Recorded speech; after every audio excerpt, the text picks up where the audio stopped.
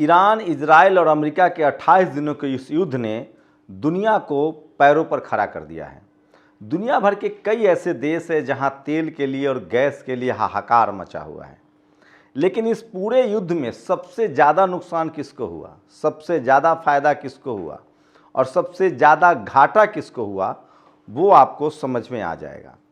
ये युद्ध शुरू हुआ था, दरअसल अमेरिका पिछले 50 सालों से कोशिश कर रहा था कि ईरान, जिसके पास दुनिया के जितने तेल और गैस हैं, अब तक जितने खोज हुए हैं, उसका 40% अकेले ईरान के पास है, चाहे गैस हो या तेल हो। अमेरिका का खाड़ी देशों पर कंट्रोल है, ओमान पर, कतर पर, Saudi Arabia, Jordan, Syria, Iraq पर भी उसने कब्जा कर लिया था, लीबिया पर कब्जा कर लिया था। ये वो देश हैं, ओमान, जहां तेल है और गैस है।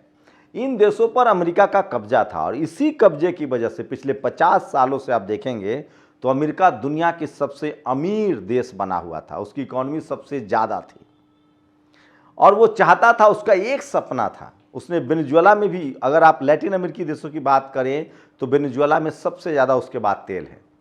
उसने उसके राष्ट्रपति को उठा लिया, वहाँ का सोना लूट लिया, तेल पर कब्जा कर लिया।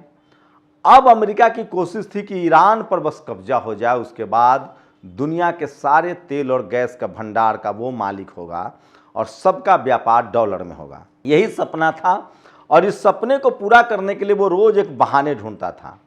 ईरान के पास परमाणु बम है, इराक के पास जैविक हथियार है, गद्दाफी के पास रासायनिक हथियार है। ये तमाम बहाने करके उन देशों पर हमला करके वो तेल पर कब्जा करता था।